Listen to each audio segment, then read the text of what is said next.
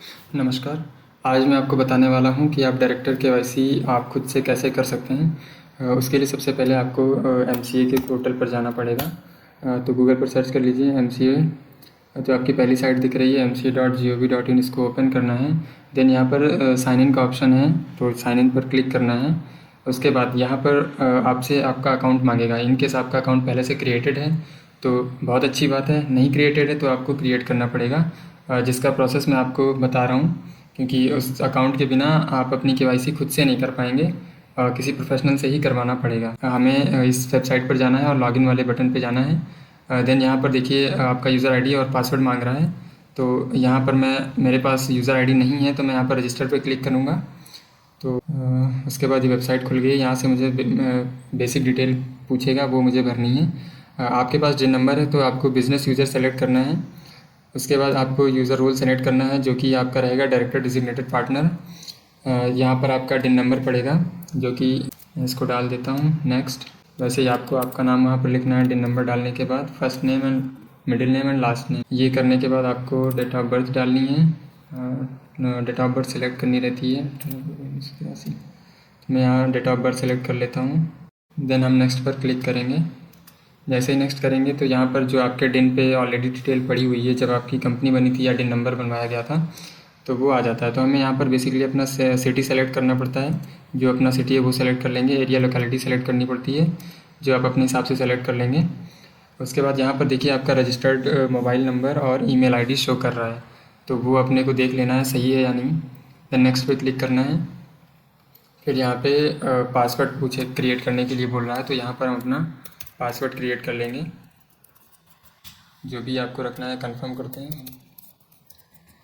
ये पासवर्ड हमने अपना डाल दिया है। क्रिएट माई अकाउंट पे क्लिक करेंगे। तो जैसे हम क्रिएट न्यू अकाउंट पे क्लिक करेंगे तो यहाँ पर ऐसा इंटरफेस दिखेगा। ये देखिए आपको यहाँ पर मोबाइल ओटीपी डालनी है, यहाँ पर ईमेल ओटीपी डालनी है। जैसे ही आप वेरीफाई हो जाएगी दोनों ईमेल आईडी और ईमेल ओटीपी और मोबाइल ओटीपी, उसके बाद आपका अकाउंट क्रिएट हो जाएगा, जो कि आपकी रजिस्टर्ड ईमेल आईडी होती है।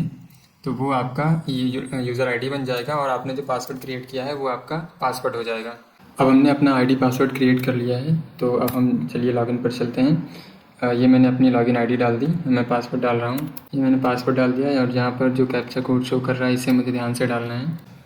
तो सिंपली मुझे लॉगिन पे क्लिक करना है। देन आपके पास आपके रजिस्टर्ड ईमेल आईडी और मोबाइल नंबर पे ओटीपी जाएगा, तो वो आपको डालना है। मैंने अपना ओटीपी डाल दिया, ये आपका लॉगिन हो गया एमसीए अकाउंट। ये मेरा ऑलरेडी अकाउंट लिंक्ड है दूसरे अकाउंट से, इस वजह से ऐसा मैसेज शो कर रहा है। जब आप ऐसे लॉगिन कर लेंगे तो एमसीए उसके बाद मुझे केवाईसी के लिए एमसीए सर्विसेज में जाना है। एमसीए सर्विसेज के बाद यहाँ पर ई फाइलिंग में जाना है। ई फाइलिंग में जाने के बाद यहाँ पर डिन रिलेटेड फॉर्म्स हैं। तो डिन रिलेटेड फॉर्म्स के अंदर आपको दिखेगा, मैं आपको दिखा देता हूँ। ये देखिए आपको यहाँ पर दिख रहा है form DR3 KYC web verify.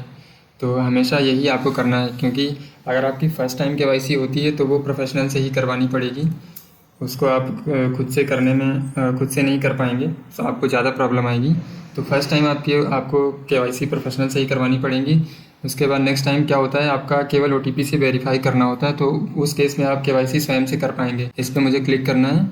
इस पर क्लिक करने के बाद यहाँ पर आपसे डिन नंबर मांगेगा, तो आपको डिन नंबर अपना डाल देना है, जो आपका डिन नंबर रहेगा। डिन नंबर डालने के बाद ये पर्सनल डिटेल, ये आपकी आपका जो रजिस्टर्ड ईमेल आईडी और मोबाइल नंबर है उस पर ओटीपी सेंड किया जाएगा। तो ये आ गया, तो सेंड बटन पे क्लिक करना है। तो यहाँ से आपको आपका मोबाइल नंबर जो रजिस्टर्ड है वो डालना है और कंट्री कोड सेलेक्ट करना है। फिर आपको आपका मोबाइल नंबर यहाँ पर लिखना है जो रजिस्टर्ड है। उसके बाद आप सबमिट बटन पर जब क्लिक करेंगे तो ये ओटीपी सेंड हो जाएगा। ईमेल आईडी में सिंपली आप सेंड ओटीपी पे क्लिक करेंगे तो ओटीपी सेंड हो जाएगा। तो यहाँ पर आप अपने फ़ोन का ओटीपी डाल दीजिए और यहाँ पर अपनी ईमेल आईडी का ओटीपी डाल देंगे। नेक्स्ट करेंगे, फिर सबमिट का बटन आएगा। सिंपली आपको नेक्स्ट स्टेप यही है, आपको सबमिट करना है। सबमिट करने के बाद एक मैसेज आ जाएगा सबमिटेड सक्सेसफुली। तो इस तरीके से आपका केवाईसी सक्सेसफुली सबमिट हो जाएगा। और केवाईसी आपकी हो चुकी है या नहीं हुई है तो वो आपको चेक कैसे करना है, तो उसके लिए मैं आपको बताता हूँ। हाँ, तो देखिए जैसे कि ये वाला केवाईसी अभी नहीं हुआ है तो इस वजह से इसमें ओटीपी सेंड होने का ऑप्शन आ रहा है। और जिस अगर केवाईसी पहले से कंप्लीट हो चुका है तो उस केस में क्या होगा, जैसे कि मैंने ये दूसरा डिन नंबर डाला और मैंने जैसे ही बाहर क्लिक किया तो बता रहा है director KYC already done for this year. तो इसका मतलब है ये केवाईसी हो चुका है, और जो टिन नंबर मैंने पहले डाला था तो वो केवाईसी नहीं हुआ था, इस वजह से उसमें ओटीपी सेंड हो रहा था। इन केस किसी का होता है कि ईमेल आईडी गलत है, मोबाइल नंबर गलत है, तो क्या करें?